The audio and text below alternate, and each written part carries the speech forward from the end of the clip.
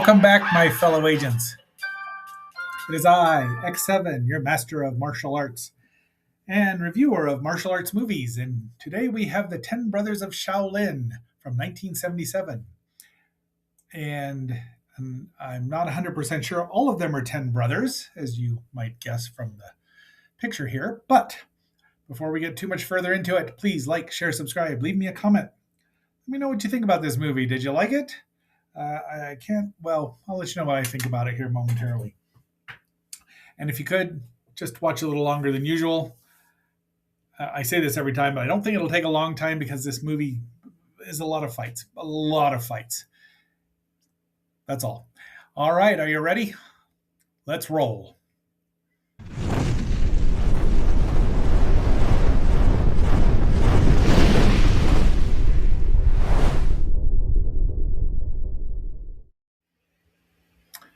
Okay, so we start out here with the 10 brothers and their one sister.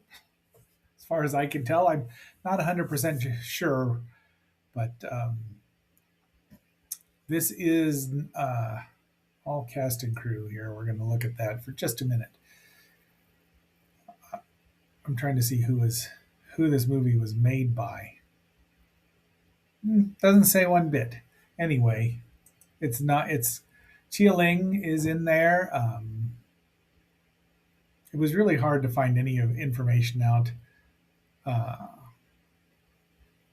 so Blake, I don't blame you if you don't even take a pass on this one.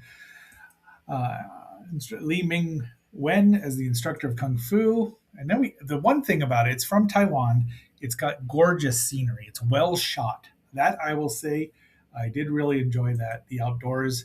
Ting Chung is the director, and it's fairly well directed. It's just the writer there, the writers. Do they even say who wrote it? You're no help at all. Now, I think this came from a German DVD or Blu-ray because the print is really nice overall. So they're at Shaolin. They're setting and this is supposed to be a male. Everyone addresses her like a male, but the voice dubbing, the English voice dubbing, is from a woman, and it's weird. So I'm not 100%. I can't figure out which one she is on here, who the actress is.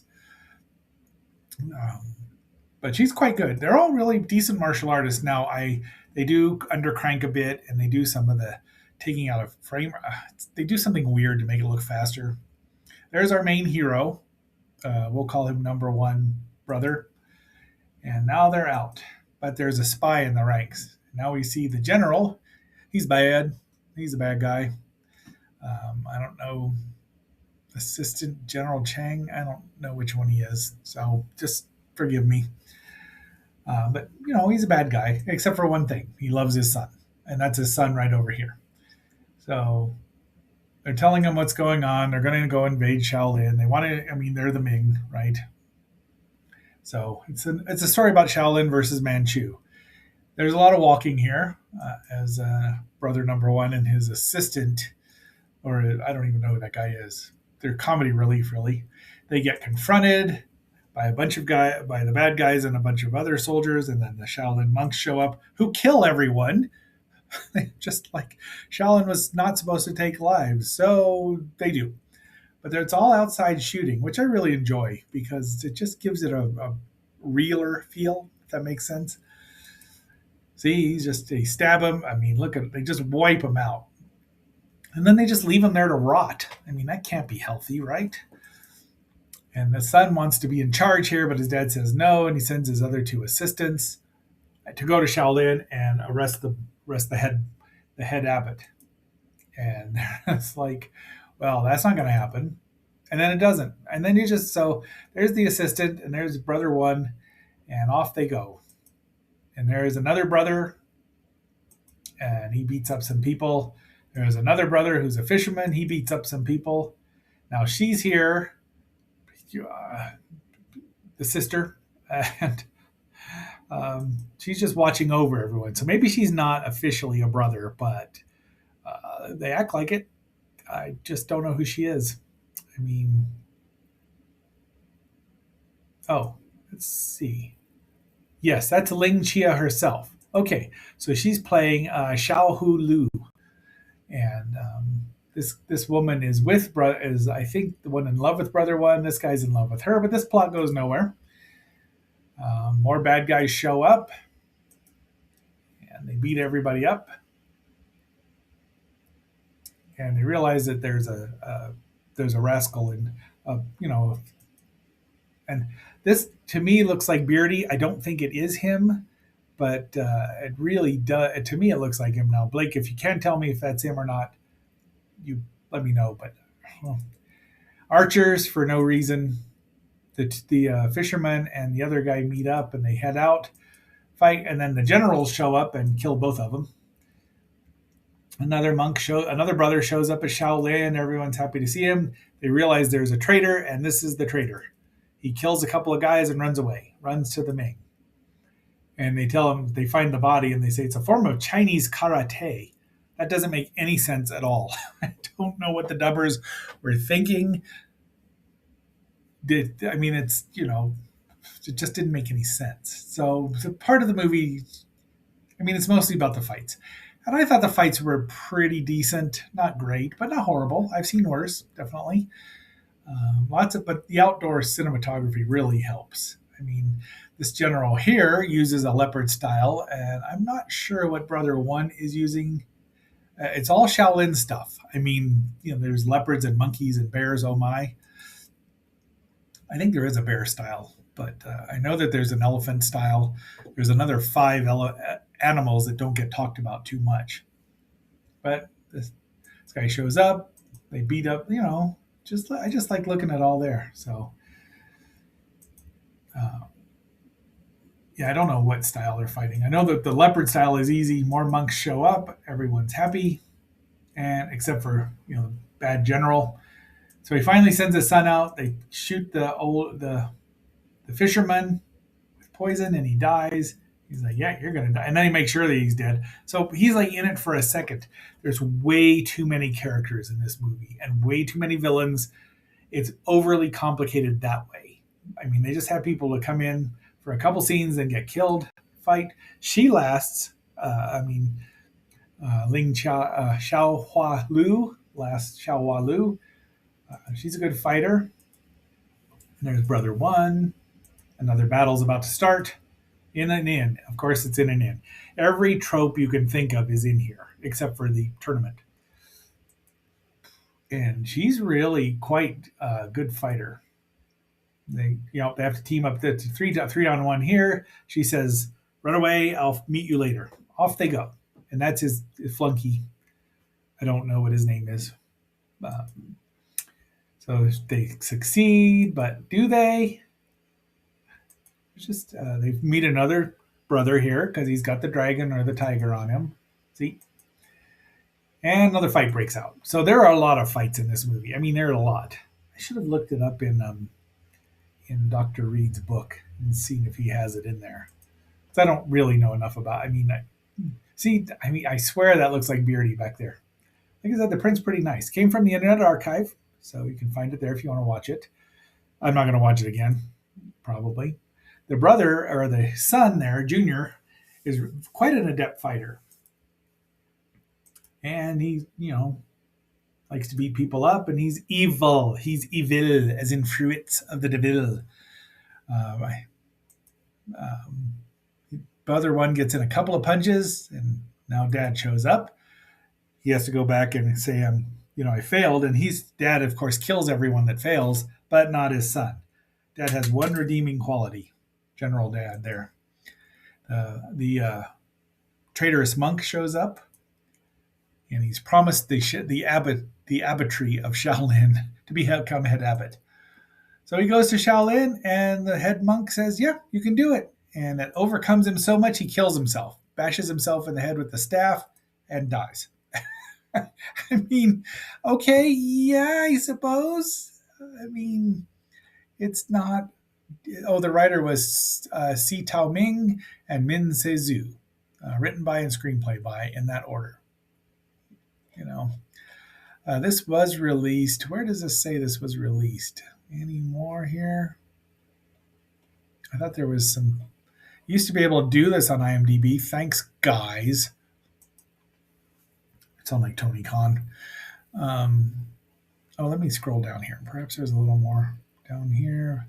1977 from Taiwan, country of origin, Hong Kong, Taiwan, Mandarin, also known as Warriors of the Sacred Temple. That's a pretty cool title, actually. That's a nice shot. I mean, again, there she is, ready to go against, she's got a spear with her now. And whenever you see a steel spear, you know it's going to be extendable, right? I mean, that's just what happens when you have a steel spear. So the son confronts her, and he gets marked right away because she's really good. She should have been the star of the show.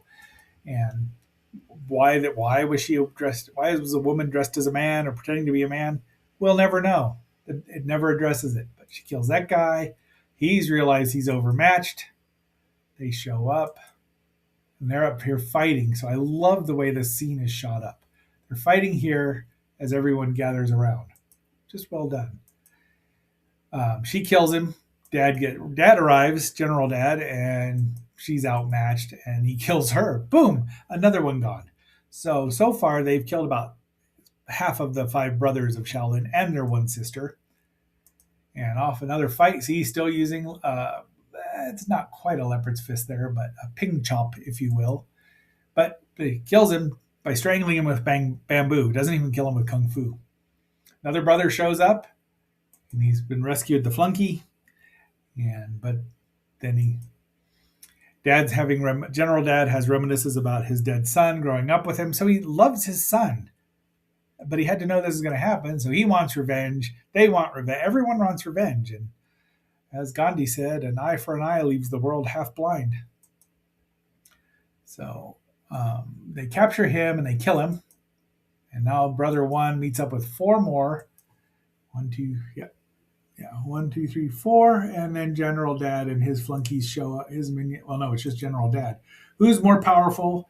He wipes out all of them. He's using an eagle claw.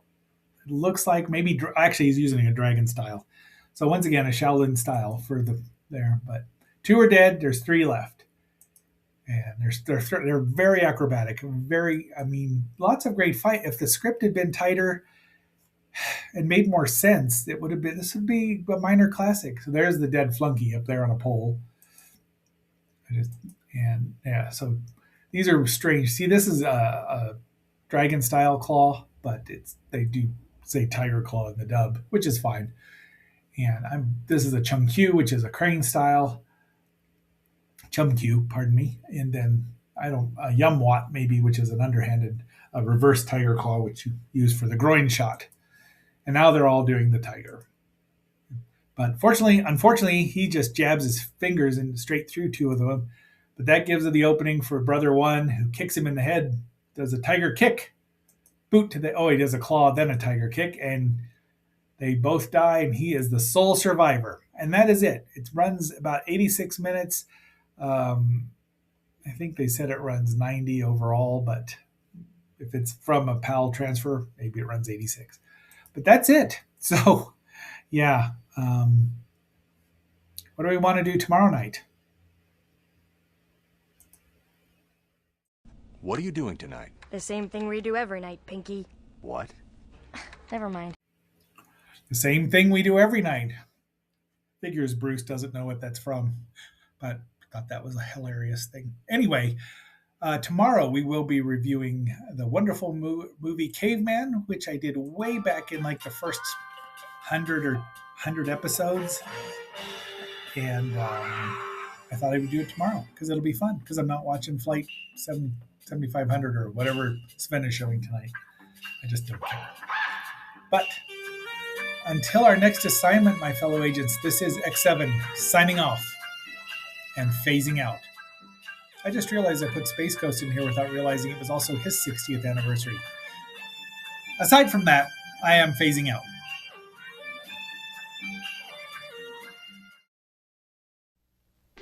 The dawn of civilization. Primitive. Dangerous. Exciting. Wet. And sloppy. Caveman. The handwriting is on the wall. If the human race is ever going to amount to anything, it needs a leader. Will it be Tanda? He is strong. How about Gog? Gog is out of sight. And Atuk. Atuk sounds good.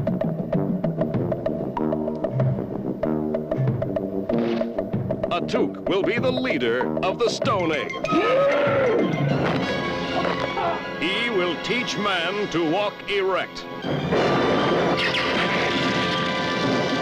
He will discover fire. He will invent roast chicken.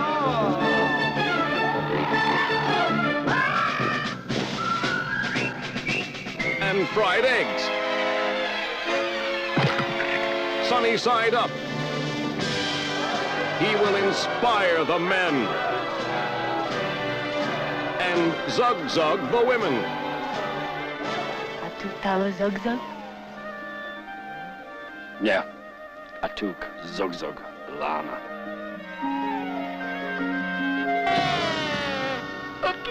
He will protect them from all the beasts of the earth.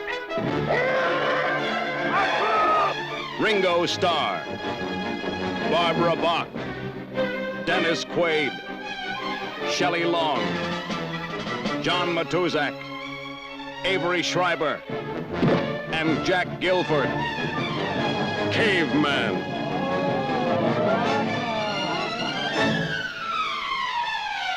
They don't call it the Stone Age for nothing.